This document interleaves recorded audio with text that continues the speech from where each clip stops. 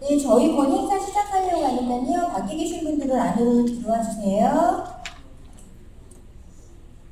그리고 그 간담회 추려놓은 써놓은 안내문 안 받으신 분들은 저희 스태프들한테 말씀하시면은 저희가 갖다 드릴게요. 그러면 네, 보신 것 같으니까 시작할게요.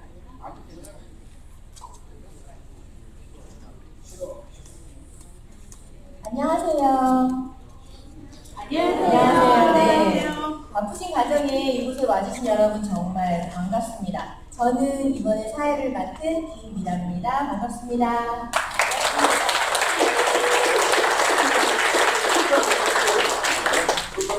저희 얼마 전 노무현 대통령님 서거 출주기 행사 때 뵀던 분들 되게 많으신 것 같아요. 네, 그래서 더 반갑고 또 더 감사합니다. 저희가 그때 노무현 대통령이 출주기 서거 추모식을 하면서 앞으로 우리가 이 자리에서 우리가 해야 될 것들이 무엇인지, 그 다음에 그 행동하기 위해서 어떤 길로 나가야 할지, 그래서 그것을 약속하고 다짐하는 시간을 저희가 가졌었어요. 오늘은 그 약속과 다짐을 좀 더 두터이 하면서 우리의 그 좋은 길잡이의 시간이 될 것으로 생각합니다. 행사에 앞서서 저희 이번 행사를 주관해 주시고, 그 다음에 너무너무 애쓰신 LA 내일을 여는 사람들의 대표 일꾼이신 니콜 정님께서 인사 말씀 있으시겠습니다. 박수 부탁드릴게요.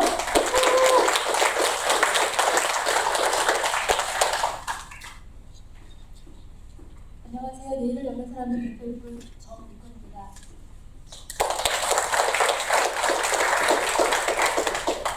먼저 우리 노무현 대통령님 기념관 건립이 잘 추진되고 있다는 소식을 전해주기 위해서 한국 노무현 재단에서 방문단 여러분들께 진심으로 감사드립니다.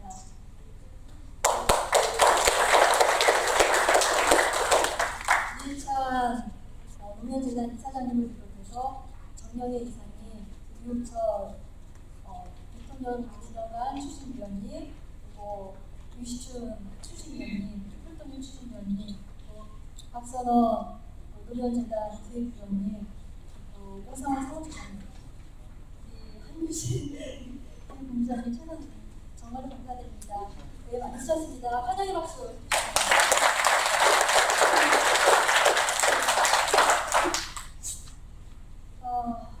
오늘 다들 저와 여기 오신 분들은 저와 같은 마음이라고 생각합니다.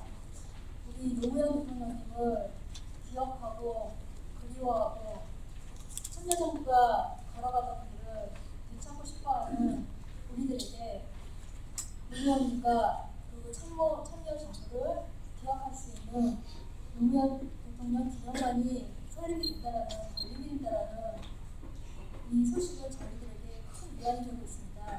오늘 유니신사에서는 추진 상황에 대해서 저희가 자세한 이야기를 들을 것이라고 생각을 합니다. 그런데 우리가 과거에만 얽매일 수는 없습니다. 지난 박근혜, 이명박 정권 시절을 거치면서 민주주의는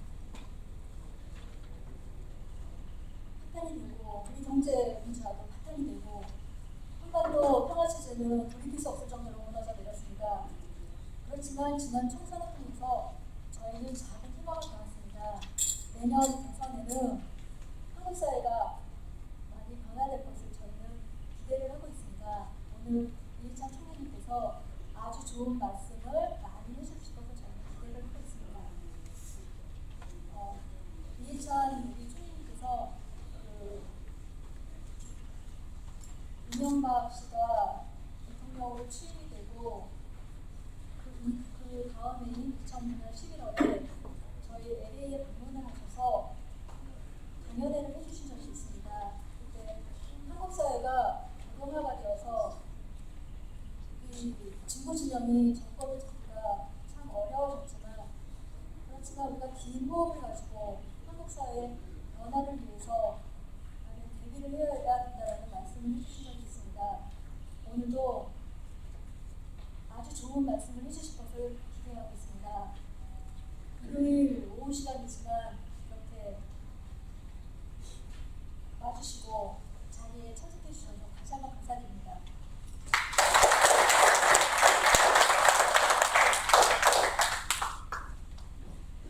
네, 감사합니다.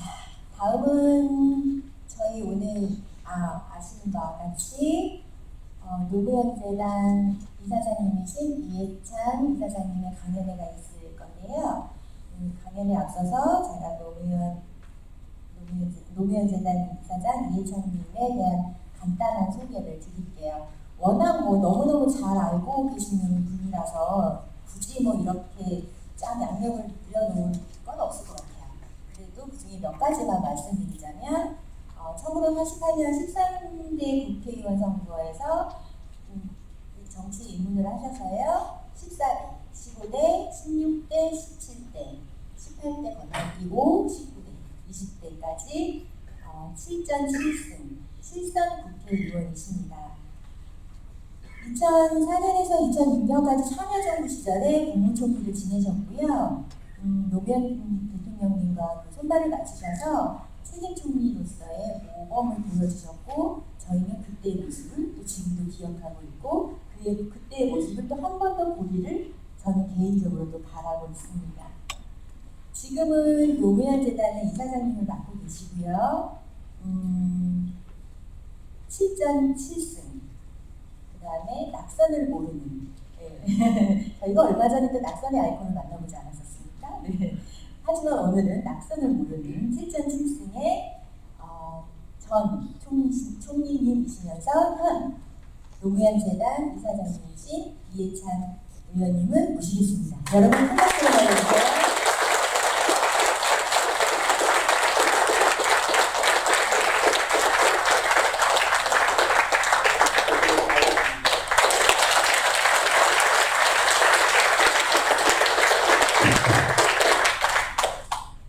여러분 이렇게 LA에서 관광하신 여러분들 모습을 이렇게 뵙게 되니까 대단히 반갑습니다. 지금 사회자가 소개한 것처럼 저는 지금 노무현재단 이사장을 맡고 있습니다. 노무현 대통령 7주기를 맞이해서 대통령 기념관을 봉화에다 짓고 기념센터를 서울에다 만들고 있는데 미국의 대통령 기념관들을 어떻게 운영하고 어떻게 전시를 하는가를 알아보기 위해서 미 국무부 초청으로 지금 여러 군데를 순회를 했습니다. 워싱턴하고 뉴욕하고 스프링필드하고 세 군데를 방문해서 링컨 대통령, 루즈벨트 대통령, 조지 워싱턴 대통령 기념관을 보고 클린턴 재단하고는 또 간담회를 하고 내일은 레이건 그다음에 닉슨 대통령 두 분 기념관을 볼 예정으로 지금 왔습니다. 오는 김에 이제 여러분들 이렇게 여러 가지 한국에 대해서 걱정도 많이 하시고 기대도 많이 하시고 하시는 얘기를 듣고 강연을 해달라는 요청이 있어서 간단하게 강연을 좀 말씀을 드리고 그 다음에 또 우리 재단에 관한 간담회를 하도록 그렇게 하겠습니다. 다른 것보다도 제일 관심 있는 게 내년에 정권이 교체가 될 거냐 말 거냐 이게 제일 관심사 아니겠습니까? 제가 선거를 저는 많이 치러봤습니다. 제 선거를 7번을 치르고 대통령 선거도 여러 번 제가 기획본부장을 맡아서 선거를 치르고 다른 지방선거도 여러 번 제가 지원하는 선거를 많이 치러봤는데 선거가 치르기 전하고 끝나고 결과가 같을 때도 있고 다를 때도 있고 다양합니다. 어떤 때는 예상치 않았는데 당선이 되는 경우도 있고, 어떤 때는 될 것 같은데 안 되는 경우도 있고, 아주 다양한데, 또 이제 그 정치라고 하는 건 시와 때를 또 잘 받아야 또 되는 수가 많이 있습니다. 자기가 꼭 되고 싶다고 되는 것도 아니고, 그 이제 상황이 또 그렇게 만들어주는 경우도 많이 있고 그렇습니다. 얼마 전에 낙선한 사람들 모임에 가서 제가 뭐라고 그 사람들을 격려를 했느냐면, 어떻게 하면 낙선을 하냐? 난 낙선하는 방법을 잘 모르겠다. 그렇게 이제 격려를 해줬더니 야구르지 말라고 이제 그런 얘기를 들었는데요. 실제로 그 선거라고 하는 건 굉장히 진실한 마음으로 치러야 됩니다. 아주 진실하고 그런 진실한 마음으로 또 아주 성실하게 조금이라도 흐트러짐이 없이 아주 성실하게 치르고 이 선거를 이기는 것이 국가에 굉장히 중요한 일이라는 그런 아주 절실한 심정, 이 세 가지가 가장 기본입니다. 아주 역사를 바로 보는 진실한 마음을 가져야 되고, 그 다음에 하루하루 선거 기간 내내 모든 일에 대해서 가장 성실한 자세로 임해야 되고, 이 선거를 이겨야만이 나라를 바로잡을 수 있다라고 하는 아주 절실한 심정으로 선거에 임해야, 그래야 선거 결과가 다 되는 건 아니지만 그 세 가지, 절실하고 성실하고 진실한 삼실이 없이는 결코 선거는 이기지 못한다는 겁니다. 그게 진인사 대천명이라고 할 수 있습니다. 왜 제가 이 말씀을 드리냐면은 지난번처럼 냉소적인 단일화를 절대로 못 이깁니다. 국민들이 그걸 알아요. 냉소적인 단일화를 하면. 선거 투표날 배낭 메고 비행기 타고 미국 가는 사람한테 뭘 기대를 하겠습니까? 국민들이. 차라리 아무것도 안 한 것만 또 못한 결과입니다. 그런 메시지는 굉장히 나쁜 메시지인 겁니다. 가령 2002년도에 맨 마지막 날 정몽준 후보가 단일화를 취소했지 않습니까? 그건 오히려 정면 승부로 취소를 했어요. 그렇기 때문에 국민들은 그 노무현 후보를 살려야 된다고 해가지고 그날 아침부터 인터넷을 막 동원하기 시작했는데, 나중에 KT 사장한테 얘기 들어보니까 2천만 건 하루에 KT 생긴 이래로 최대로 그 인터넷 접속이 이루어졌다는 거예요. 그때는 SNS가 없고 인터넷으로만 할 때니까 자기도 깜짝 놀랐다는 거예요. 아침 한 9시, 10시부터 시작해가지고 오후에 되니까 막 폭증을 하는, 그게 이제 그런 절실한 마음 때문에 그 노무현 대통령을 지지하시던 분들이 막 투표장에 나온 거거든요. 오전에는 쉬고 있었습니다. 오전에. 근데 오후에 들면서부터 나와가지고 이제 결국은 이겼는데요. 두 선거가 이렇게 비교가 됩니다. 그러니까 이 단일화한 것까지지만 냉소적으로 했기 때문에 아무런 시너지가 안 생기는 것이고요. 단일화를 안 했지만 그래도 그렇게 냉소적인 분위기가 아니고 자발적으로 이렇게 올라오는 힘이 있었기 때문에 2002년 선거는 이겼던 거거든요. 저는 내년 선거가 이길 가능성이 아주 높다고 봅니다. 우리나라 말에 화무 11홍이여 건불 10년이라는 말이 있잖아요. 아무리 꽃이 아름답거니 열흘은 못 가는 법이고 권력은 10년을 못 간다는 얘기가 있습니다. 요새 신문에는 그런 얘기 잘 안 쓰는데 10년이 다가오기 때문에 요새 많이 회자를 해야 되는데 한 번도 회자 안 써요. 참여정부 끝날 때는 그 말이 굉장히 언론에 많이 나왔는데요. 건불 10년, 건불 10년이라고. 잃어버린 10년, 건불 10년이라고. 실제로 제가 그 내년에 이길 가능성이 아주 크다고 보는 이유는 왜 그러냐면은 좋은 시그널을 이번에 총선에서 우리가 봤지 않습니까? 여러 가지 나중에 말씀드릴 텐데 시그널이 있는데요.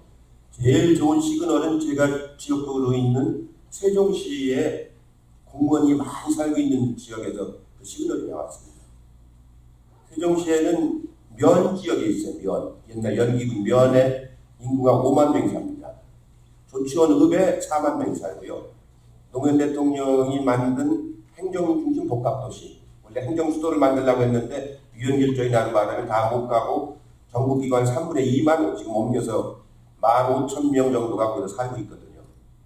가족까지 합치면 한 45,000명 정도가 지금 살고 있습니다.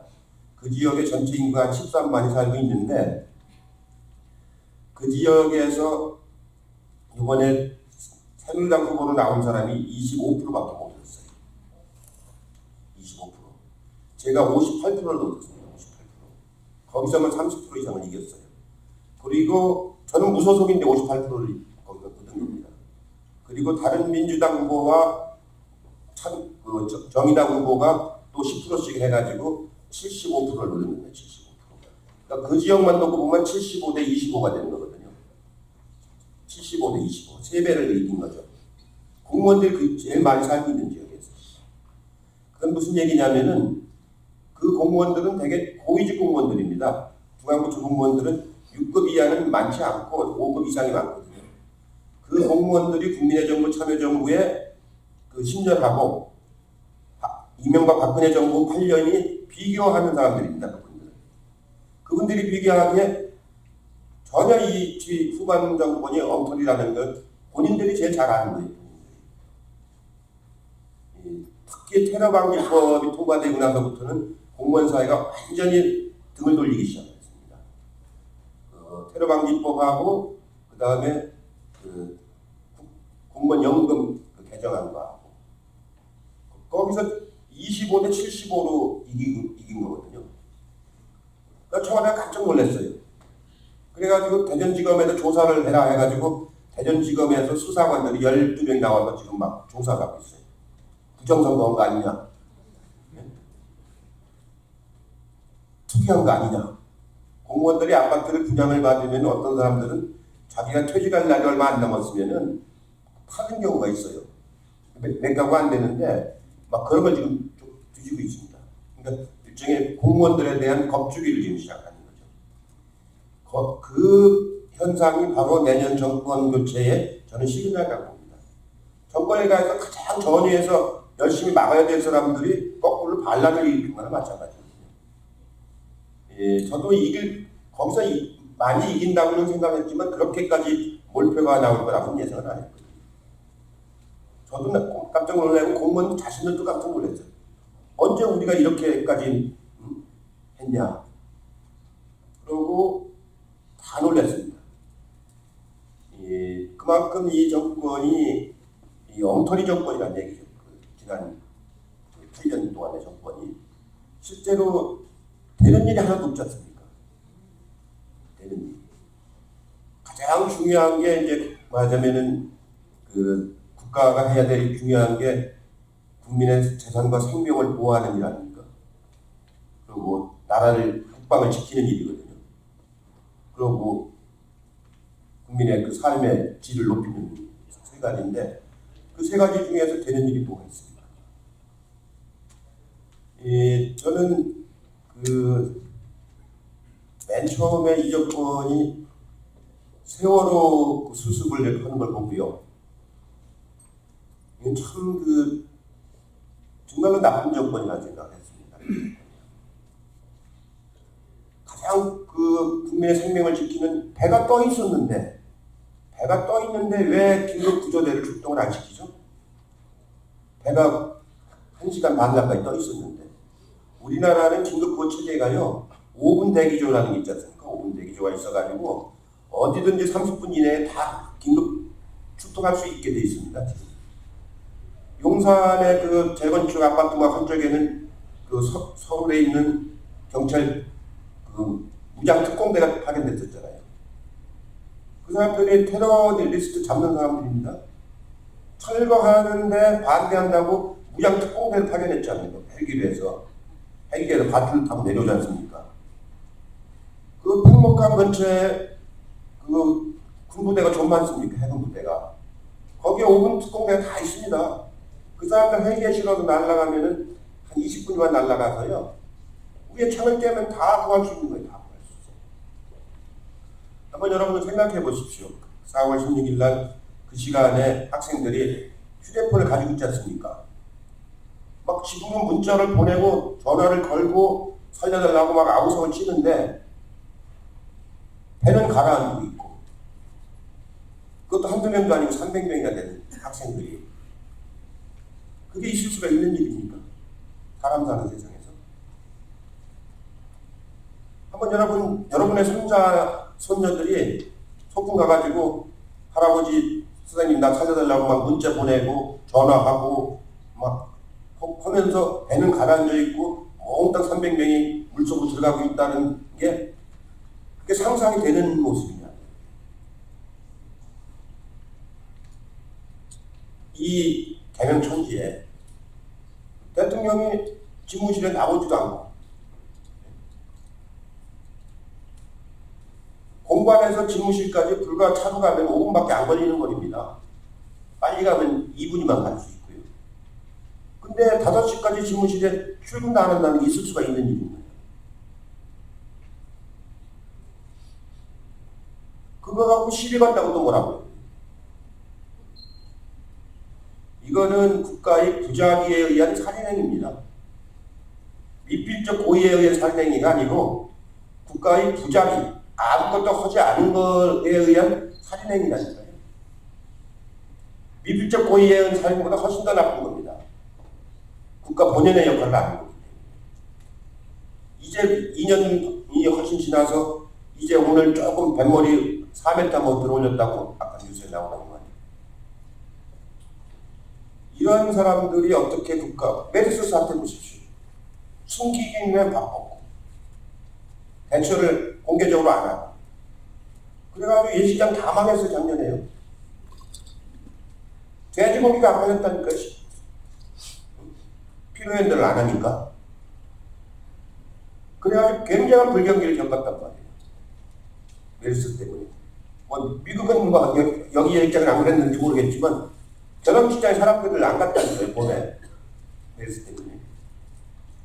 이런 정권은 국가를 국민들이 믿을 수가 없는 거죠.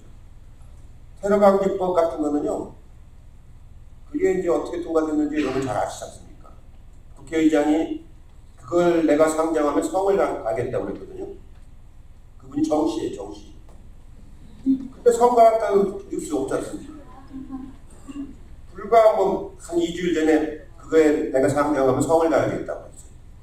그러고 나서 조금 있다가 국정원장이 국회의장을 방문을 했어요. 국회의장이 방문을 해서 한 30분 요답을 하고 나왔는데 그 다음날 상정했잖아요. 국정원장이 국회의장을 만나서 30분 만나고 나왔는데 그 다음날 국가 비상사태라는 이름으로 상정했지 않습니까? 뭐가 국가 비상사태예요? 사인 한 번도 안 먹는데. 국회 민방위 훈련 한 번도 안 했어요. 그건 국가 비상사태라는데. 국회의장이 직권 상정하는 건 국가 비상사태이기 때문에 하게 돼 있습니다. 지금 국회법에. 또 상정을 해버렸어요. 30분 동안 국정원장이 뭐 했겠어요? 국회의장한테. 여러분 한번 상상해보세요. 뭐라고 했겠죠? 제발 상정 좀 해주십시오 하고 간청을 했겠습니까? 안 보고 나서 그런 말씀 먼저 하세요. 잡혀가요. 그 테러방지법이라는 게 어떤 법이냐면요. 우리나라는 영장에 의해서만 감청할 수 있습니다. 감청. 영장을 가지고 감청할 수 있는 거거든요.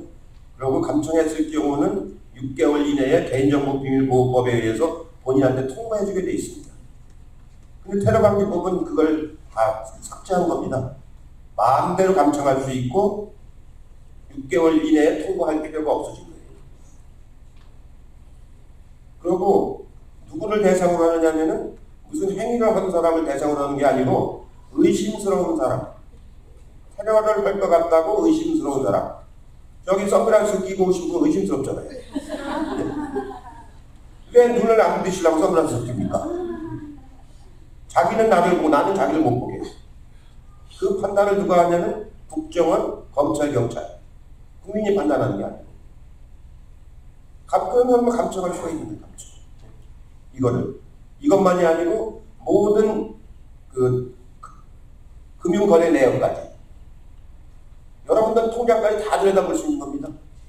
미국에 계신 분은 빼고. 그래서 요새 젊은 애들이 이메일 주소를 다 외국으로 옮깁니다. 국내 걸 안 쓰고. 지메일 같은 걸 다 옮긴다고.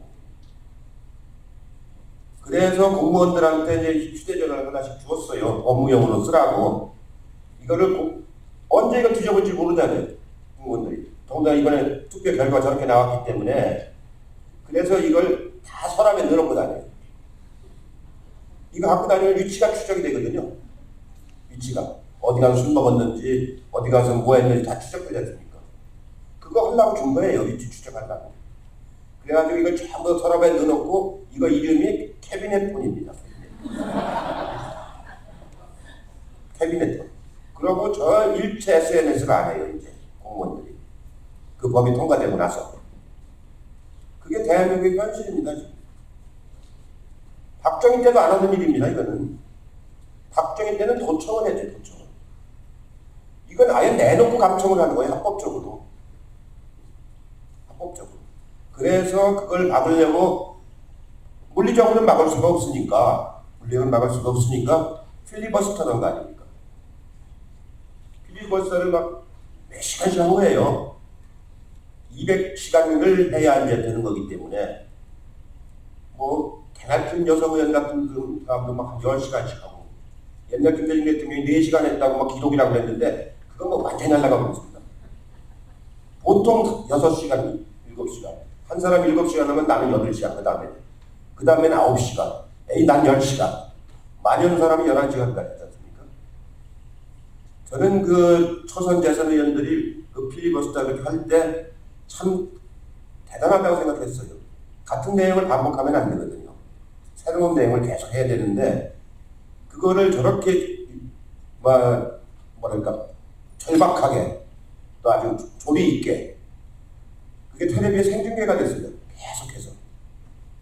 그게 이번에 20, 30대 젊은이들이 투표장에 나오는데 큰 기폭제가 됐다고 생각해요. 저도 그걸 보면서 그게 아마 50 청문회 텔레비 생중계한 이후로 가장 큰 영향을 줬을 겁니다. 88년대 50 청문회가 굉장히 충격을 많이 줬지 않습니까? 처음으로 국회에서 그 신문을 봤기 때문에. 그렇게 해서 노무현 대통령도 이제 대중적으로 알려지고 여러 사람이 알려졌는데요. 저는 광주 청문회를 통해서 이제 알려지게 되고 그게 큰 충격을 줬는데 그 이후 그만한 임팩트가 있는 장면들이 별로 없었어요. 그러다가 이번에 필리버스터를 며칠 동안 하면서 사람들에게 아 정치라는 게 저런 거구나. 저런 여러 가지 맞으면 그 깊은 내막이 있구나. 이런 걸 알게 된 거거든요. 그게 막 SNS로 막 또 번져 나가죠. 그게 막 번져 나가고 그걸 가지고 팟캐스트로 막 또 확산이 되고 그런 그 일련의 과정, 필리버스터를 하고 팟캐스트로 막 확산되고 하는 과정이 종편을 싹 눌러버린 겁니다. 종편이 무색해져버린 거예요. 종편은 별 이상한 논리로 막 왜곡하고 했었는데 이걸 들어보니까 아니잖아요, 그게. 그래가지고 종편이 무색해져가지고 이번 그 총선에 종편이 별 기여를 못했어요. 큰 영향을 못 미쳤어요. 오히려 팟캐스트는 훨씬 더 큰 영향을 미쳤어요. 그 20, 30대들이 분기탱천하는 그런 결과를 미쳐가지고 20대, 30대 투표율이 예전에 비해서 한 7, 8% 높아졌어요. 그렇게 되면 수도권에서 대거 당선된 거거든요. 수도권이 120 몇 개인데 새누리당이 32개밖에 안 됐어. 나머지 80, 90개 가까이가 야당이 된단 말이에요. 야당. 이런 적이 없거든요. 1대3으로 나가요. 1대3. 이게 아마 역대 선거사상 최고로 새누리당이 참패를 한 겁니다. 수도권에서. 수도권 인구가 전체의 50%가 넘는데 여기서 이렇게 참패했다고 하는 건 내년 선거에서 안 나온다는 얘기거든요. 그 결과로 뭐가 됐느냐면은 새누리당 대선 후보가 전멸했지 않습니까? 전원 사살당했어요, 전원. 김무성부터 시작해서 언론에 거명되는 사람 중에 한 명도 살아남지 못했지 않습니까? 선거 1년 앞두고 그런 적이 없거든요. 선거 1년 앞두고 이런 적이 언제 있었습니까? 그러고 나니까 급하니까 반기문까지 이제 지금 뻥 대신 닭이라고 대타로 이제 땜통으로 그 대타를 교도소 말로 말하면 땜통이라고 합니다. 땜통으로 이제 갖다 이제 쓰려고 하는 건데 그게 데크가 떼지가 보면 안 됩니다. 외교관이라는 것은 가장 큰 장점이 뭐냐면 긴가민가하게 애매모호하게, 아리순하게, 진지 아닌지 그걸 잘하는 걸 최고의 외교관의 자질이라고 생각합니다. 긴가민가, 애매모호, 인지 아닌지. 정치하고는 전혀 다른 겁니다. 정치는 리더십이거든요. 정치는 리더십입니다. 긴가민가 애매모호가 아니에요. 긴 거 아닌 건 아니고, 아닌 건 왜 아니고. 맞으면은 정치라고 하는 건 징검다리가 없어도 그냥 맨발로 건너가야 되는 겁니다. 맨발로. 외교관이라는 것은 징검다리를 즐겨보고 안 건너가는 거예요. 옛날 최규하 대통령 보고 했잖아요. 최규하 대통령 별명이 징검다리를 즐겨보고 안 건너가는 사람. 그 최고의 외교관입니다. 외교부 장관도 하고 총리도 하고 나중에 권한대행 대통령까지 했지 않습니까? 이 정치하고는 전혀 다른 덕목입니다. 그리고 또 그런 분이 돼서는 안 되는 거죠. 국가를 끌어가는 사람이 그렇게 긴가민가 애매모호해갖고는 어떡하려고요. 이 정치라고 하는 것은 많은 다양한 이견까지도 포함해서 하나로 묶어서 리드를 해나가는 거거든요. 그게 정치인 거예요. 그러니까 어렵죠. 그러니까 어려운 겁니다. 더군다나 우리나라 정치라는 게 다른 나라보다 훨씬 더 복잡하지 않습니까? 제일 어려운 게 정치예요. 그러니까 욕도 제일 많이 먹고. 저도 이렇게 정치를 지금 저는 뭐 직업적으로 평생을 한 사람이나 마찬가지인데요. 이렇게 어려운 일이라고 하는 것은 없습니다. 다른 일을 안 하면 그만이에요. 너무 복잡하면. 내가 돈 덜 벌면 되잖아요. 내가 술 덜 먹으면 되잖아요. 정치는 그게 아니지 않습니까? 국가를 위한 일이기 때문에 내가 덜 할 수가 있는 일이 아니잖아요. 차라리 지금부터 안 했으면 모를까. 아까 제가 말씀드린 것처럼 절실한 마음이 없으면 안 된다고 제가 말씀드렸잖아요. 이번 총선에서 그런 상황이 나타난 거예요. 첫째는 20, 30대가 투표장에 많이 나온 게 분노한 거예요. 분노. 이렇게 민주화가 테러 방지법 같은 걸 만들고 해서 민주주의가 후퇴하는 거. 그 다음에 기업들은 돈을 750조씩이나 쌓아놓고 투자를 안 해가지고 경제를 좀 안 돌아가잖아요. 그러니까 일자리가 안 나옵니다. 일자리가. 그러니까 뭐 5% 세대니 7% 세대까지 옛날 3%라고 하다가 요즘 7% 세대까지 나왔어요. 결혼도 포기하고 자식도 포기하고. 이런 비극적인 상황이 지금 온 거 아닙니까? 이렇게 민생 경제가 파탄이죠. 수출도 안 되고, 내수도 안 되고, 그 성장이 안 된단 말이죠. 근데 기업들은 돈을 750조나 쌓아놨습니다, 지금. 원래 기업들한테 법인세를 깎아준다는 건 뭐냐면은, 그걸 갖고 투자를 해서 일자리를 만들고 경제를 돌리라는 거거든요. 근데 깎아준 법인세를 투자를 안 하고 은행에서 쌓아놓고 있지 않습니까? 오히려 세금으로 걷어서 정부가 재정 투자하는 것만 못한 결과를 가져왔단 말이죠. 그게 경제학적으로 트리클 다운이라고 보통 그러는데요. 그거는 기업이 투자한다는 전제하에 법인세를 감면해 주는 거거든요. 법인세 감면을 연장해 주는 거거든요. 근데 지금은 그런 상황이 아니지 않습니까? 경제가 이렇게 안 돌아간 적이 없어요. 지금 2%대 성장이. 2% 성장이라는 건 거의 제로나 마찬가지입니다. 그 다음에 남북관계 완전히 파탄 났지 않습니까? 개성공단이요. 금강산은 이명박 대통령이 차단시키더니 개성공단은 박근혜 대통령이 폐쇄시키지 않습니까? 명분이 뭐예요? 거기에서 들어가는 돈이 미사일 개발하는데 쓰인다. 들어간 돈이 5억 4천만 불인가 봐요. 그동안에 들어간 돈이. 제가 그 개성공단 만들 때 직접 총리를 했기 때문에 잘 아는데요. 우리 정부 때는 만들기만 했지 고용이 많지가 않았어요. 그래가지고 그때까지 들어간 돈이 2천만 불밖에 안 됩니다.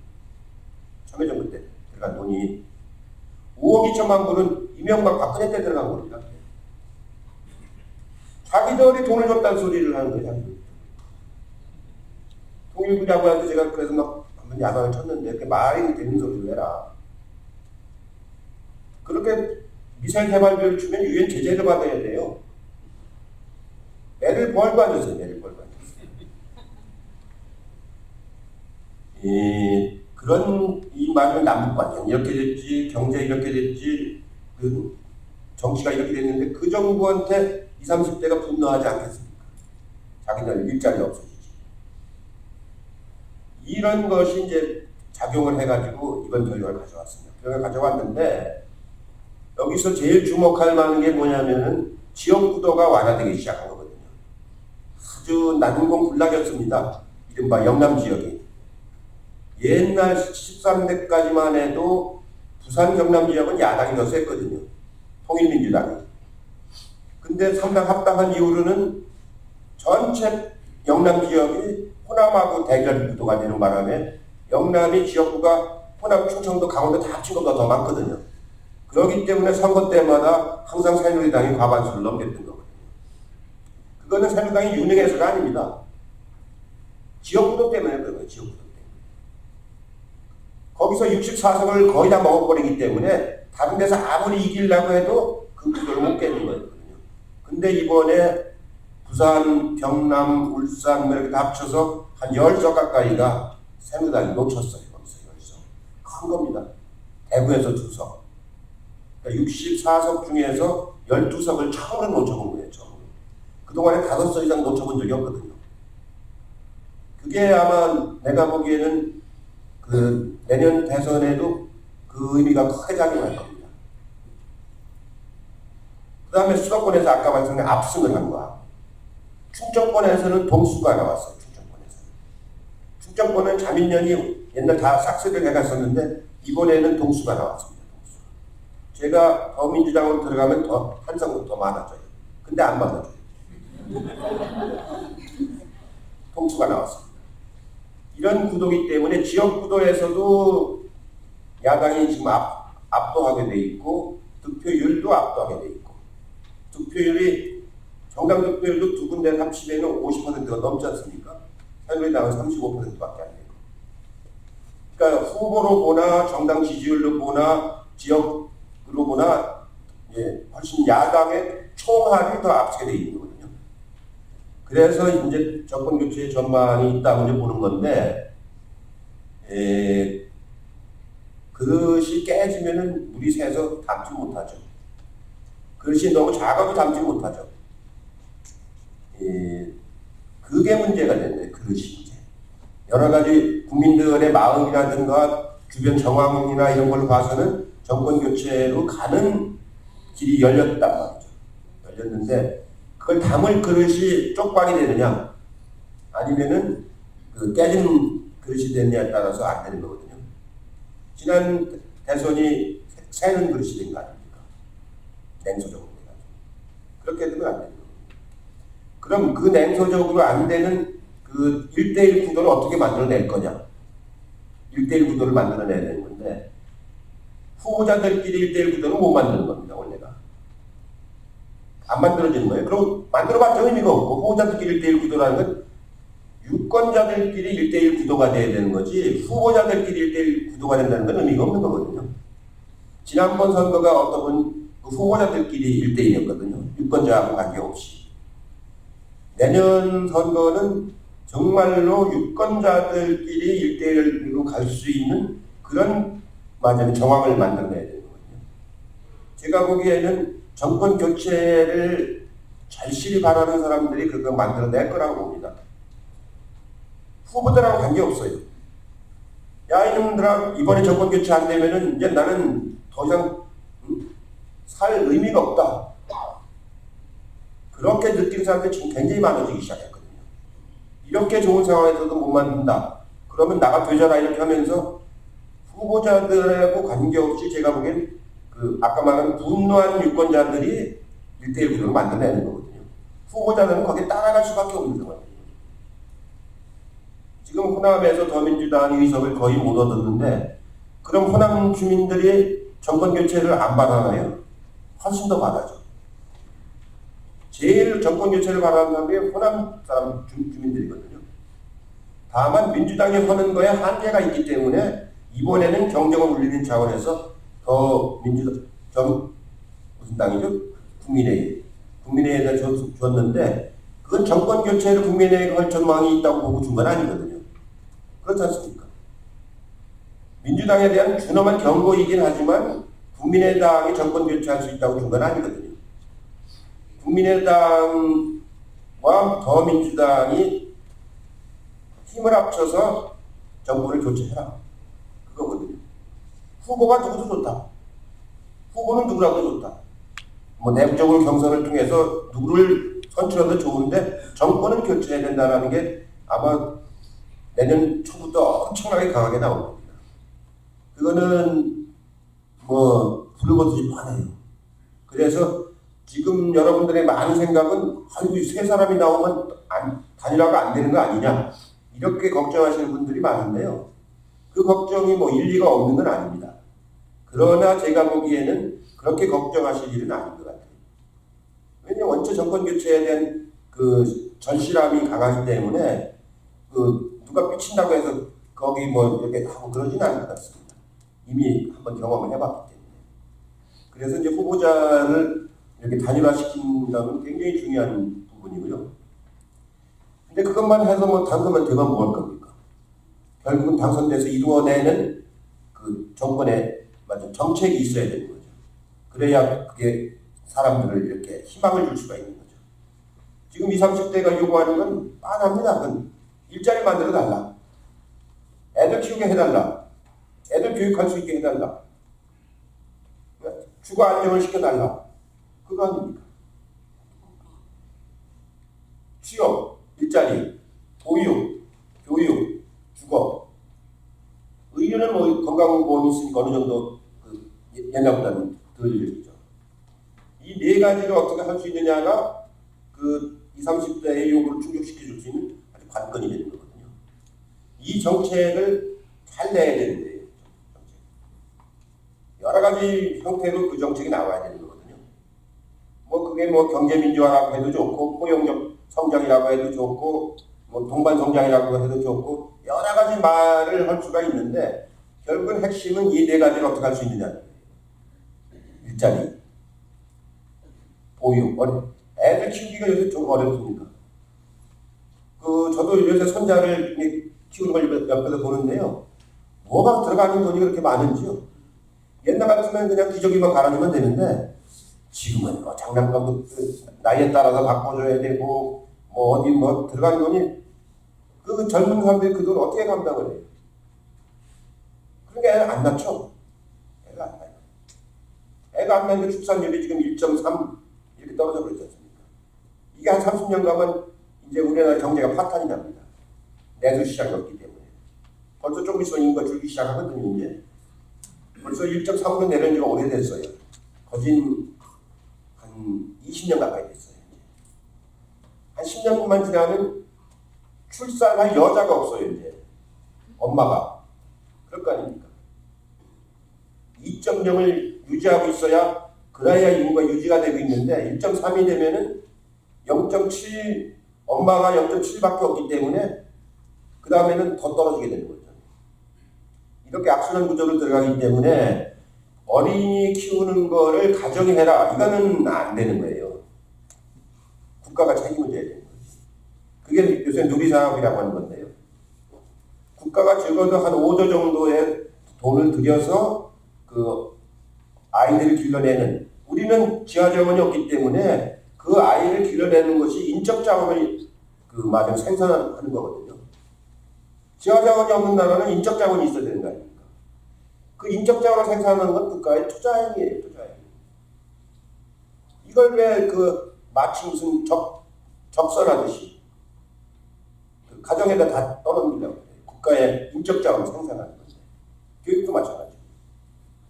부자들한테는 막 1년에 15조씩 감세를 해주면서 왜 그런 데 쓰는 5조 몇 조는 그렇게 안 쓰느냐 이거예요. 이게 이 이명박 박근혜 정권의 기본 속성이 그런 거란 말이에요. 이렇게 해서 그런 대안 정책을 만들어서 우리 후보가 가지고 나가서 그걸 정말로 저 사람들이 되면 실행하겠다. 이런 국민들한테 믿음을 주는 이게 중요한 거거든요. 구호로만 하는 게 아니고 실제 믿음을. 아까 제가 말씀드리자면 정체가 안 떨어지는 법은 진실해야 된다. 진실해야 됩니다. 진실하지 않으면 유권자가 그걸 알아요. 빈말이라는 걸 알아요. 그렇기 때문에 진실한 마음으로 아까 말씀처럼 절실한 심정으로 하면 되는 거거든요. 예, 그 다음에 이제 중요한 것이 그 자발성을 끌어내야 됩니다. 자발성. 내년 대통령 선거가 끝나고 나면은 그 이듬해 이제 6월에는 또 지방선거가 있어요. 전국적으로. 2018년도에. 그러니까 한 6개월 사이에 큰 선거 2개가 돌아가는 겁니다. 내년 12월에 대선을 하고 그 다음에 6월 달에 그 지방선거를 하고. 그러면 지방선거하고 대선은 같이 붙어있는 거나 마찬가지거든요. 대선에서 어떻게 되느냐에 따라서 지방선거가 크게 영향을 받아요. 그렇기 때문에 지방선거에 나가는 사람들이 대선에서 자기 편이 이기도록 엄청나게 왜냐면 성과를 내야 자기 선거에 영향을 미치기 때문에 이게 유례 없이 붙어있는 선거입니다. 지금 딱 6개월 사이에. 두 개가 이렇게 결합돼서 이루어지는 선거이기 때문에 굉장히 어마어마한 볼륨을 갖고 있는 선거가 되는 거거든요.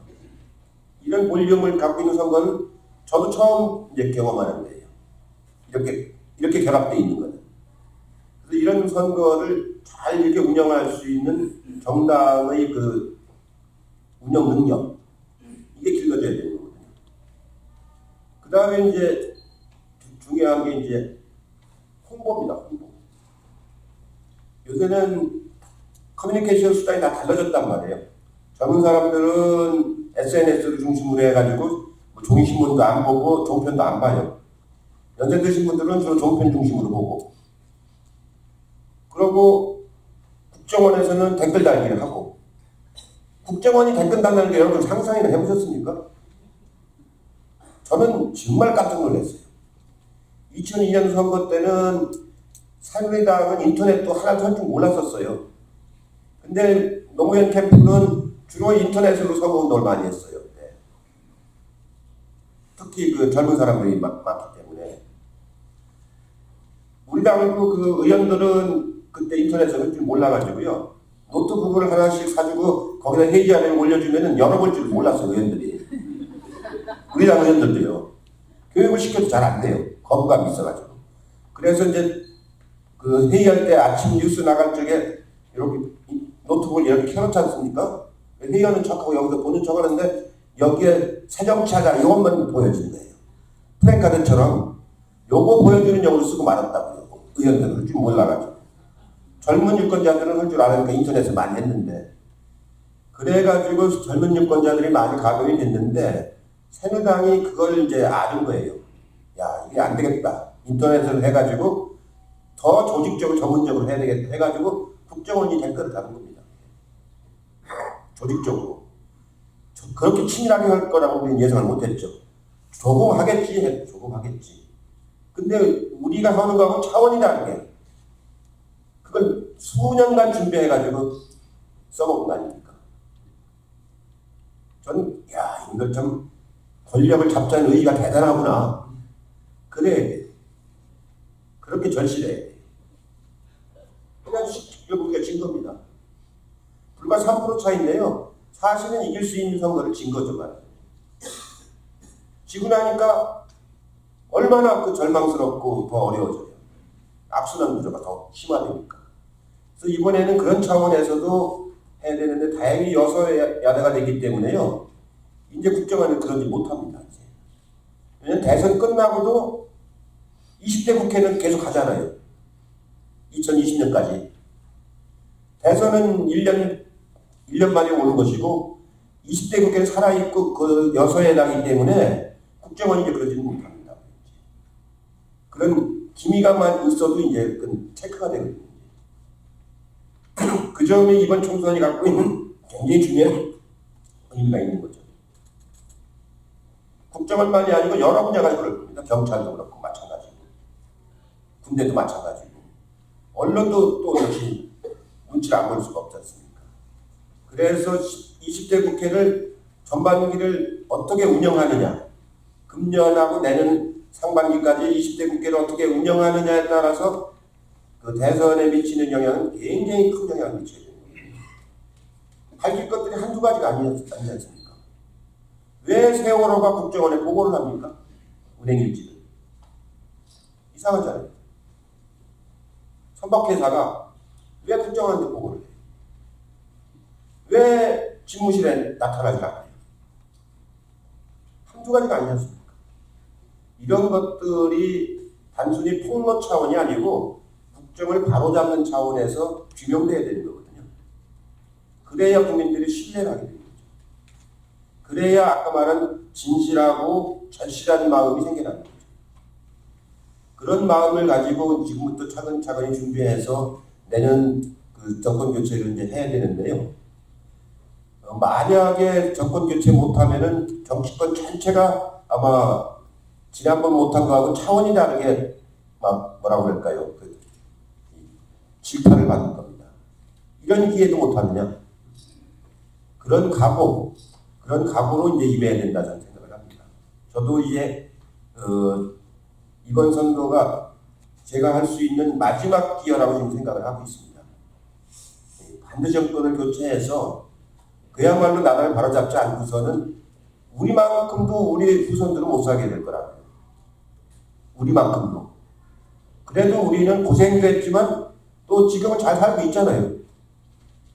이만큼도 우리 2세대는 3세대는 못 산다니까요. 가만히 있어도 되는 게 아니지 않습니까? 필리핀 같은 경우 보십시오. 정치를 제대로 못하니까 아시아에서 60년대까지는 제일 잘 사는 나라가 지금 아시아에서 제일 못 사는 나라가 됐지 않습니까? 필리핀 같은 경우. 정치라는 게 그만큼 중요한 거거든요.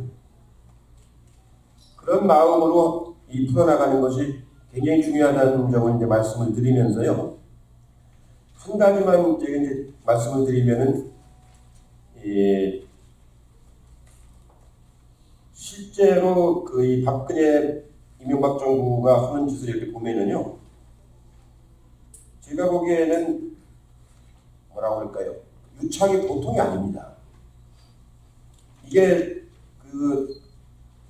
옛날 같은 유착 차원이 아니고요. 굉장히 지능적인 유착이 돼 있어가지고, 가령 롯데백화점, 롯데그룹에다가 저기 100매칭 허가해줬지 않습니까? 그건 있을 수가 없는 일이거든요. 그때 공군사령관까지 파면시켜가면서 허가해줬잖아요. 공군사령관이 반대를 하니까. 참여정부 때, 국민의정부 때도 계속 그거 해달라고 요청을 받았던 건데, 군사작전상 안 되는 일이에요. 그 성남공항을 군사공항으로 못 써먹는 일이에요. 그게 수조짜리, 수십조짜리를 허가를 해준 겁니다. 나중에는 아마 그 땅 가지고 롯데가 사들일 가능성이 있어요. 비행장 옮기라고 하면서. 예? 거기에 500만 평입니다. 500만 평. 위례 신도시 바로 옆에. 이 지금 경복궁 옆에 그 옛날 그 미군 그 사택으로 쓰던 땅, 그 땅을 지금 칼이 사가지고 거기다 호텔을 지으려고 했던 거 아닙니까? 거의 허가 직전에 땅콩 사태가 나는 바람에 허가가 안 나간 거예요. 땅콩 회항 사태가 나는 바람에. 이런 게 막 도체 지금 문드러지고 있는 거거든요. 해외 자원 개발. 서로 간의 약점을 잡고 있기 때문에 못 잡는 거예요. 서로 간의 약점을 잡고 있기 때문에. 이런 상황이 앞으로 5년, 7년 더 간다고 생각해 보십시오. 나라 꼴이 어떻게 되겠냐. 저는 그런 점에서 정말로 내년 이렇게 좋은 마련의 시그널을 보여줬기 때문에 그걸 가지고 내년을 정말로 그 사력을 다해서 해야 된다 이렇게 좀 생각을 하고 있습니다. 예, 제 별명이 정무적 판단인데요. 예, 정무적 판단으로 지금 복당이 안 되고 있는데 제가 이번 전당대회가 8월 27일 날 끝난다니까 하고 나면 새 지도부에다가 정무적 판단을 다시 해달라고 요청을 할 생각입니다. 그래서 열심히 준비해서 반드시 정권을 교체하는 데 기여하도록 하겠습니다. 여러분 고맙습니다.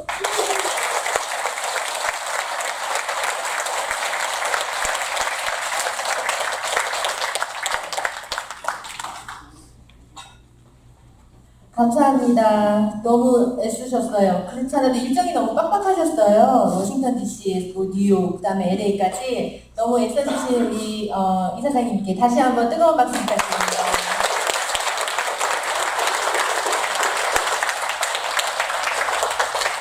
예, 어떻게 저희들이 뭔가를 무엇을 해야 되는지 길잡이 역할이 좀 되신 것 같으세요? 뭔가 이렇게 떠오르는 게 있으신가요? 네, 그러면은 지금 이제 저희 아까 질의응답 하실 분들은 미리 제가 그 밖에서 들어오시기 전에 해달라고 해서 제가 이렇게 좀 받아놨어요. 그 중에서 몇 가지만 질문을 또 드리고 2부 순서에서 또 우리 전부 다그 노무현재단 이사님들께서 올라오셔서 또 대답을 해주실 것들도 있고 그래서요. 일단은 노무현 재단에 관한 질문은 제가 입으로 돌리고요. 그 다음에 개인적으로 이거는 조금 대답을 해주셔야 되는 내용들이 좀 몇 개 있더라고요. 요거는 일단 뒤풀이 오세요. 그러면은 저기 이사장님께서 아마 성실히 답변을 해주실 것 같고요. 저희 모두가 공통적으로 궁금해하는 몇 가지를 추려서 질문을 해보겠습니다. 네. 준비되신 거죠? 네. 네. 묻기만 하세요. 네. 첫 번째로요. 아까 그 대표님 별명이 정무적 판단이라고 하셨는데요. 네.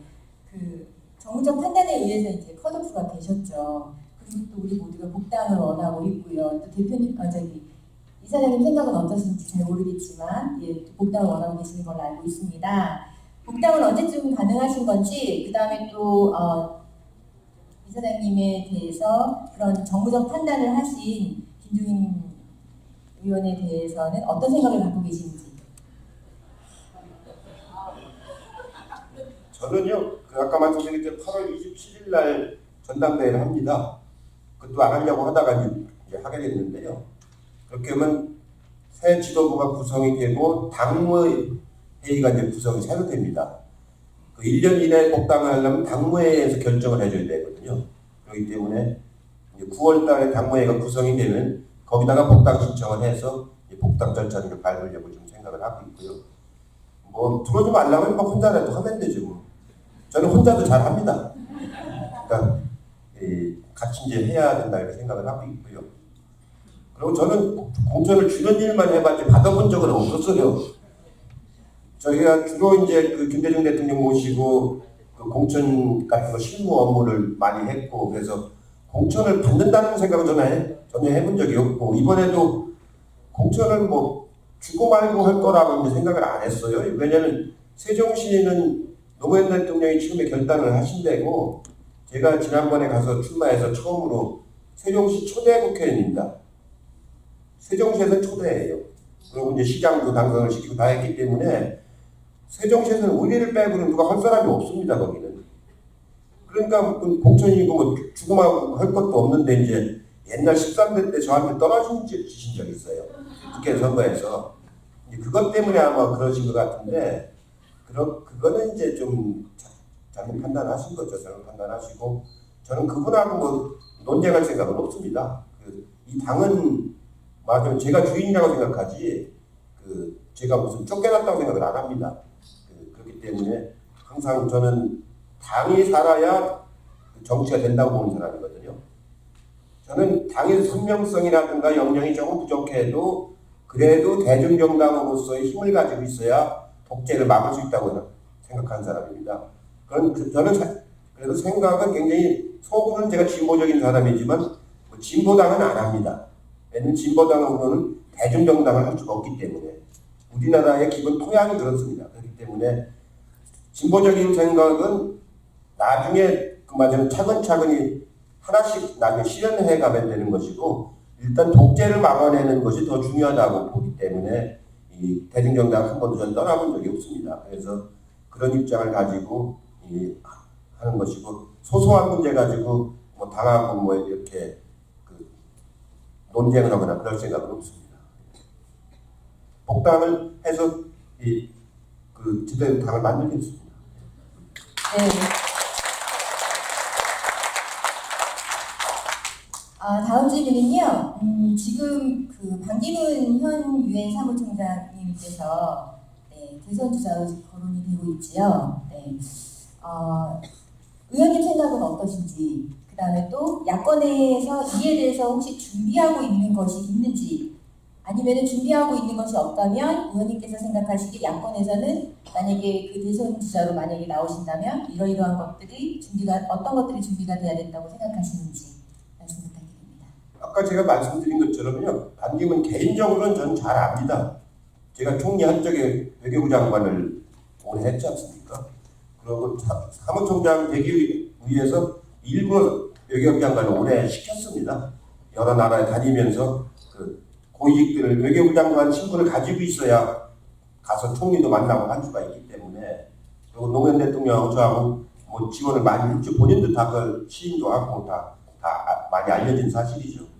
그래서 이번에도 이제 뉴욕에서 차 한잔 하자고 하시길래 그러려고 했는데, 뭐 기자회견을 입회를 시키자, 뭐 나중에 브리핑을 한다 하길래, 아니 그렇게 복잡하게 하려면 하지 말자 제가 취소를 한 건데요.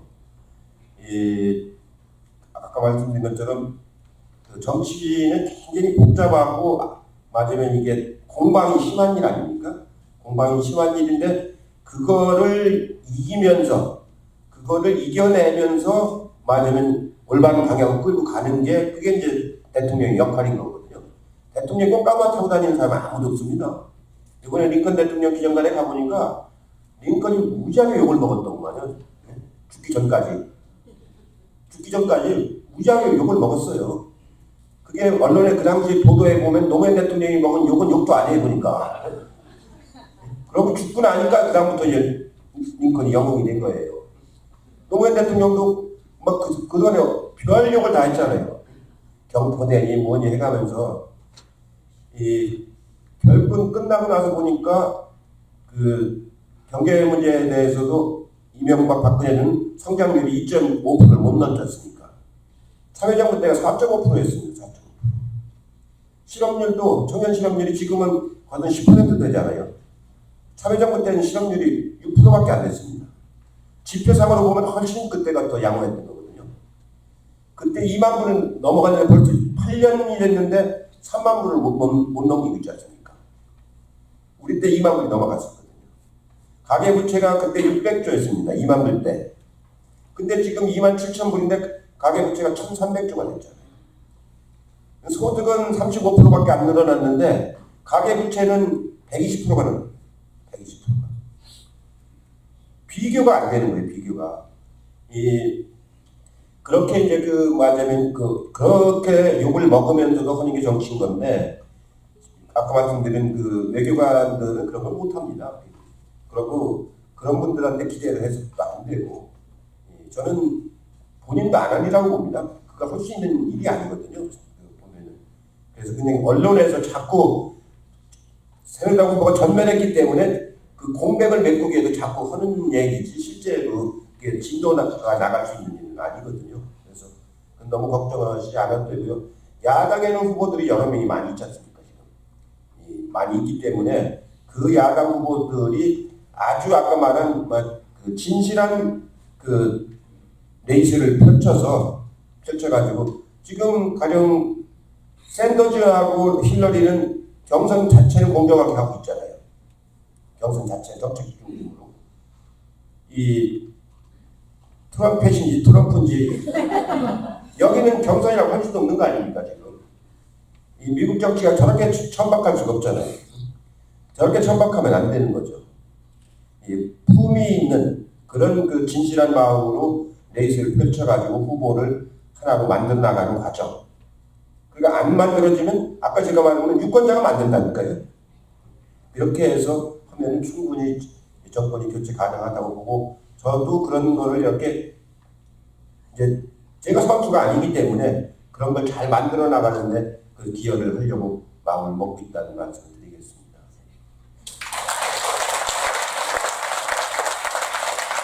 제가 선수로 나가면 저 사람들이 긴장해서 안 돼요. 제가 이거 질문 드리고 싶었었거든요. 혹시 선수로 출마하실 생각이 없는지. 네. 참. 예. 다음은요, 내년 대선이 있습니다. 저희가 기억하잖아요. 김대중 대통령님과 노무현 대통령님 선거 때 그 두 분을 당선시키기 위한 아주 전략가로서 활동하셨던 모습을 저희는 기억하고 있습니다. 네. 혹시 이사장님 다시 한번 그 킹메이커로서 역할을 해 주실 생각이 있으신 건지, 만약에 있으시다면 어떤 그 킹메이커의 모습을 보여주실 건지 궁금해하십니다. 예, 이제 지난번 제가 97년이나 그러니까 95년 서울시장 조선시장 선거 때부터 선거 2007년 김대중 대통령 선거 2002년 노무현 대통령 선거까지 한 큰 선거 세 차례를 제가 주로 주도해서 이제 했는데요.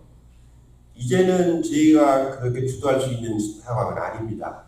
아까 말한 것처럼 벌써 이제 10몇 년이 지나갔지 않습니까? 15년이 이렇게 지나갔으면은 감각이 떨어져요. 용이 주도하는 젊은 애들, 20, 30대 사람들하고 이렇게 막 대화도 하고 인터넷도 하고 막 이렇게 할 수 있는 그런 감각이 있어야 되는 거거든요. 그렇지 않으면은 구식 감각이 가지고서는 안 되는 겁니다. 그러니까 그런 거를 전문적으로 할 수 있는 거는 역시 새로운 세대가 맡아서 해야 되는 거고요. 저희 같은 사람이 해줄 수 있는 건 큰 그림을, 밑그림을 유지하는 것. 이런 건 이제 저희가 더 경험이 많으니까 이제 할 수가 있는 거죠. 그래서 그런 기획을 직접 맡아서 하는 건 저희가 손대면 그건 안 됩니다. 그거는 이 다음 세대들이 해야 되는 거죠. 그러니까 항상 그 세대에 몫이 있는 겁니다. 몫이 있는 거지. 장사도 마찬가지예요. 내가 영업직을 뛰면 팔리겠습니까? 살 사람이 40대인데 60대 사람이 물가 갖고 살면 팔리겠습니까? 30대가 팔아도 팔릴까 말까 하는데 그런 역할의 차이가 있습니다. 저는 기대를 한껏 해보겠습니다. 또 다음번 대선에는 좋은 결과를 저희가 이 멀리서 들을 수 있기를 바랍니다. 질문이 참 많아요. 많은데 제가 한 가지만 더 드릴게요. 국회 상임위원회 성적을 아주 냉철하게 각 당을 중심으로 평가해 주신다면 어떨까요? 국회 상임위요? 19대 국회, 20대 국회. 20대 국회, 아니 19대 국회. 20대예요. 질문하신 분이 아직 20대예요. 시작을 안 했는데 국회 상임위. 그 평가는 19대를 해야 되는 거잖아요. 상임위원회 결성이 있는데 예. 결성된 상임위원장 그거는 제가 여기 있는 동안 이제 지금 아직 결정된 건 아니고요. 내정들을 하고 이제 월요일 날 이제 그 당에서들 이제 결정할 텐데요. 저쪽 당은 제가 내부 사정 잘 모르겠습니다. 이름도 잘 모르는 사람들도 있고 우리 당 사람들은 제가 되게 아는데 그만하면 무난하게 상임위는 되게 선수 중심으로 합니다. 위에서부터 이렇게 선수 중심으로 하기 때문에 비교적 되게 4선 중심으로 이렇게 상임위가 되고 3선도 일부 있는 것 같은데요. 그 정도면 무난하게 됐다고 저는 생각을 합니다. 네, 지금 저는 국회를 7번이나 했는데요. 상임위원장을 한 번도 못 해봤어요. 이번에 정부적 판단만 안 했으면은 제가 자동으로 영순이거든요, 의장. 제가 가선이니까 정부적 판단 때문에 지금 안 되거든요. 요즘에 저희들 사이에서도 그 유행어가 정무적 판단. 네. 그래서 정무적 판단에 의해서 너는 뭐가 안 돼. 너는 정무적 판단이기 때문에 내가 너를 고려할 거야. 네.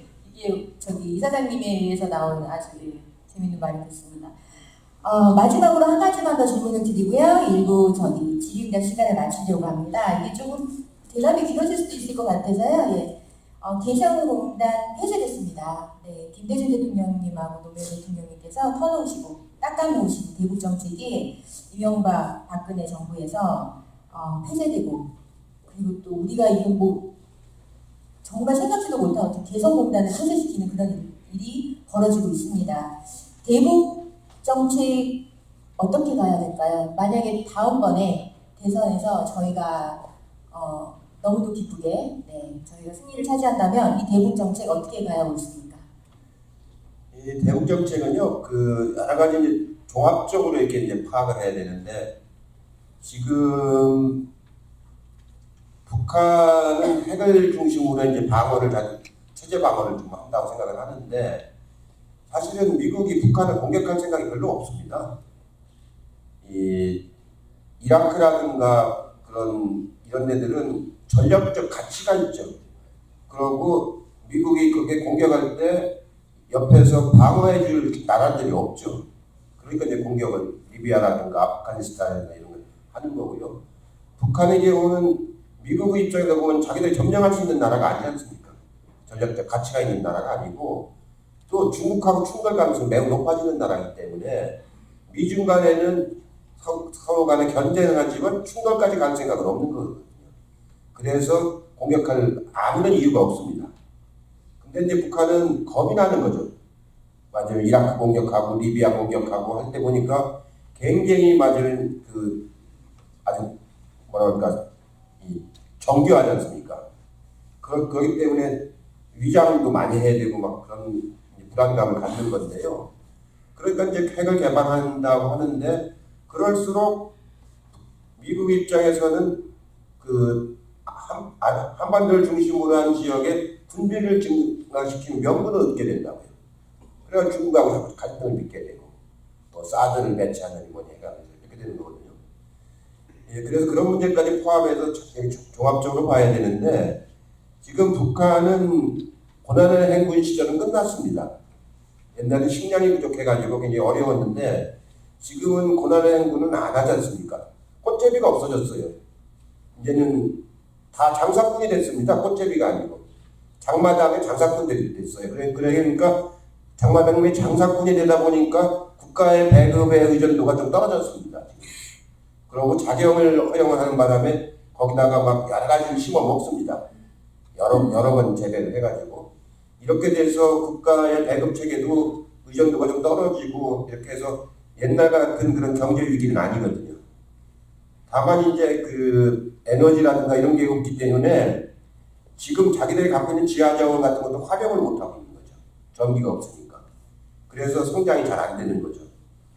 그래서 지금부터 이제 남북관계를 풀어가려면은 실제로 우리가 이렇게 끊어지고 나서는 아무런 영향을 미칠 수가 없지 않습니까? 이렇게 남북관계 단절되고 나서는 우리도 대립한 것 외에는 북한에 대해서 아무런 영향을 못 미칩니다. 그렇기 때문에 관계 개선을 위해서는 적어도 빨리 복원할 건 빨리 복원하고 확대해 나가야 되는 거거든요. 적어도 개성공단 같은 경우가 5만이 아니고 30만까지 가야 되는 거예요. 원래 30만까지 가려고 만들었던 거거든요. 시설을. 그리고 개성공단만이 아니고 서해 평화협력지대도 만들고 원산도 만들고 나중 선봉도 만들고 남부지역도 만들고 해서 상호 경제 의존도가 커져야 그래야 폐쇄가 안 되는 거거든요. 폐쇄가 안 되게 되면은 뭐냐면은 핵무기에 대한 의존도가 줄어들 거 아닙니까?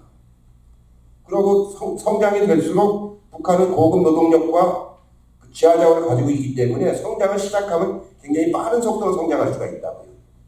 그런 자원을 갖고 있기 때문에 그래서 경제교류협력이 그래서 중요한 일이고 우리 중소기업들은 그 김에 맞으면 해외 다른 데로 가 있던 것보다 훨씬 좋은 여건을 가지고 할 수 있지 않습니까? 우선 물류비가 싸고 언어가 같으니까 교육하기가 쉽고 훈련시키기가 쉽고 인건비도 싸고 이런 굉장히 큰 장점을 가지고 있어서 개성에 120개가 나가 있는데 아까 말한 낮은 선봉으로 남포로 개성공단을 확대하고 원산하고 하면 적어도 1000개 이상의 우리 중소기업이 나갈 수 있는 여지가 있는 거거든요. 1000개가 나가면은 우리나라 근로자들 100만 명이 일자리를 갖게 되는 거예요.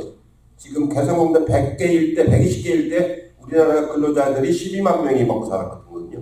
북한 근로자 5만 명, 우리나라 근로자 12만 명. 폐쇄되니까 그게 다 없어진 거 아닙니까? 가령 다른 데까지 확대하면 북한 근로자 50만 명, 우리 근로자 50만 명, 우리 근로자 100만 명. 그걸로 먹고 살 수가 있는 거예요. 기업 1000개. 그럼 우리 중소기업에 활로를 터주게 되는 겁니다. 그러면서 국방비를 줄일 수 있을 거 아닙니까? 긴장이 완화가 되니까. 그러면 그걸 갖고 교육정책 비용을 더 쓸 수가 있지 않습니까? 이런 맞으면 화해 협력을 통하고 경제교류를 통해 가지고 공존하면서 이 한반도를 중심으로 하는 가자 안보 체제를 만들 수가 있는 거거든요. 이거를 할 수 있는 역량을 많이 육성을 하고 있다가 지금 정권을 뺏기는 바람에 이렇게 된 거거든요. 그걸 이번에 미국은 제가 보기엔 뭐 힐러리가 될 가능성이 높다고 보는데, 힐러리가 되면은 힐러리는 클린턴 대통령 때부터 이렇게 해가지고 국무장관 되기 때문에 한반도의 중요성을 좀 알아요. 근데 오바마 대통령은 이라크라든가 쿠바나 이런 쪽에서 역점을 두었다 보니까 한반도에 대해서는 큰 역점을 안 뒀습니다. 그러니까 한반도에 대해서는 전략적 인내 외에는 별로 한 게 없는데, 전략적 인내라는 게 뭐예요? 아무것도 안 한다는 얘기거든요. 근데 사실은 그걸 통해 가지고 미국이 아시아 지역에 말하자면 군비를 증강시키는 그런 계기를 많이 얻었어요. 북한이 약간 핵실험을 했으니까. 그렇지 않도록 하기 위해서는 새 정부는 서둘러서 빨리 당선되는 사람이 일찌감치 북한과의 관계를 터버려야 되는 거죠. 그렇게 해서 풀어나가는 그런 구상을 가져야 됩니다. 그런 구상을 저도 뭐 여러 가지 생각을 합니다만 특히 후보가 될 사람이 구상을 해서 준비를 해야 되는 거죠. 이 얘기는 더하면 길어지기 때문에 네. 한두 끝도 없어진 얘기일 것 같아요. 후보가 될 사람이라 있다. 그러면 의원님은 누가 후보가 됐으면 좋겠어요? 라고 물어보고 싶은데 그렇지 안 되겠죠? 네, 속마음을 드려도 안 될 것 같아서 네. 오늘 너무너무 애써주셨습니다. 강연에 1시간 넘는 시간, 그 다음에 질의응답 시간 한 30분 넘는 시간 너무너무 애써주셨고요. 저희는 총리님의 그 파이터적인 모습을 기억하고 있잖아요. 제가 간혹 유튜브를 봅니다. 네, 총리님께서 국회 총리님으로 계실 때 국회 정책질의 할 때 그 모습을 제가 보면서 힘도 얻고 웃기도 하고 그렇습니다. 여러분도 한번 안 보셨던 분 한번 찾아보시면 속이 시원하게 뻥 뚫리는 화면들이 몇 개 있습니다. 그때 그 파이터 같은 모습, 그 다음에 또 그 전략가의 모습을 저희가 다시 한번 볼 수 있기를 기대하고요. 그로 인해서 저희가 대선 승리를 꼭 이뤄냈으면 좋겠습니다. 여러분 애써주신 총리님께, 이사장님께 큰 박수 부탁드립니다.